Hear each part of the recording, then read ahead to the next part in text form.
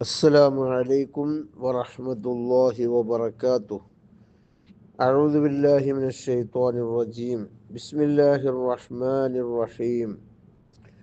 الحمد لله الذي وعد بالجنة والغفران من كان محسنا إلى الجيران. والصلاة والسلام على سيدنا ونبينا محمد خير الأنام وعلى آله وصحبه ومن تبعهم بإحسان أما بعد. Happy life ആഗ്രഹിക്കാത്ത ആരും ഉണ്ടാവുകയില്ല. ജീവിത വിജയം, ആ ജീവിത വിജയം ലഭിക്കാനുള്ള 4 കാര്യങ്ങൾ നബി സല്ലല്ലാഹു അലൈഹി വസല്ലമ തങ്ങൾ പറഞ്ഞതിൽ ഒരു കാര്യം അൽ ജാറു സ്വാലിഹ് എന്നാണ്. അതായത് നല്ലവനായ അയൽവാസി. നമുക്ക് നല്ലൊരു അയൽവാസി ഉണ്ട് എങ്കിൽ എന്ന് പറഞ്ഞാൽ നാം അങ്ങോട്ടും നല്ല അയൽവാസിയാണ്, അവർ ഇങ്ങോട്ടും നല്ല അയൽവാസിയാണ്. എന്നാൽ അങ്ങനെയുള്ള ആളുകൾക്ക് ജീവിതത്തിൽ ഹാപ്പിനെസ്, സന്തോഷം ലഭിക്കും എന്ന് കാണാം. കാരണം കുടുംബത്തിൻ്റെ സ്ഥിരത, അതേപ്രകാരം ആയുസ്സിലുള്ള ബർക്കത്ത് ഒക്കെ ഇതിനാൽ മനുഷ്യന് ലഭിക്കുന്നു എന്നാണ്.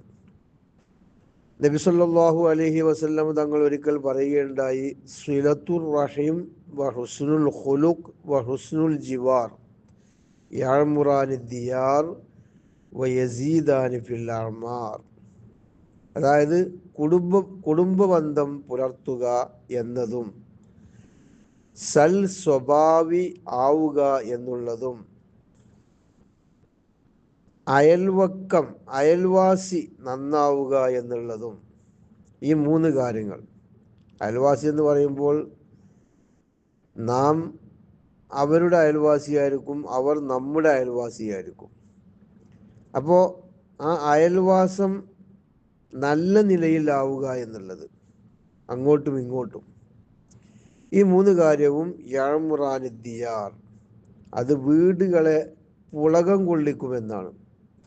അങ്ങനെയുള്ള വീട്ടിൽ നല്ല സന്തോഷവും നല്ല റാഹത്തും നല്ല ഹാപ്പിനെസ്സും ഉണ്ടായിത്തീരും. മാത്രവുമല്ല യസീദാനി ഫിൽ അഅ്മാർ, അതൊക്കെ ആയുസ്സിനെ വർദ്ധിപ്പിക്കുന്ന കാര്യം കൂടിയാണ്. മാഷാ അല്ലാഹ്. അപ്പോൾ നമുക്ക് നല്ലൊരു അയൽവാസിയായി ജീവിക്കാം. എന്നാൽ അവർക്ക് കിട്ടുന്ന ഗുണങ്ങളാണ് ഈ പറയുന്നത്. ഖൈറുൽ ജിറാൻ ഇൻദല്ലാഹി ഖൈറുഹും ലിജാരി. അള്ളാഹുവിൻ്റെ അടുക്കൽ ഏറ്റവും നല്ല അയൽവാസിയാണ് ആരാണ്?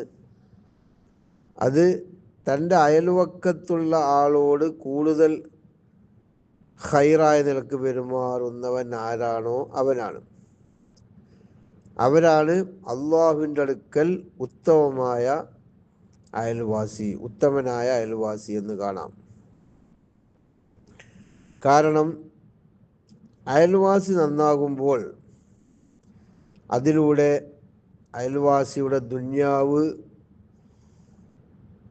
അവനിലൂടെ ഉപകാരപ്പെടുന്നു.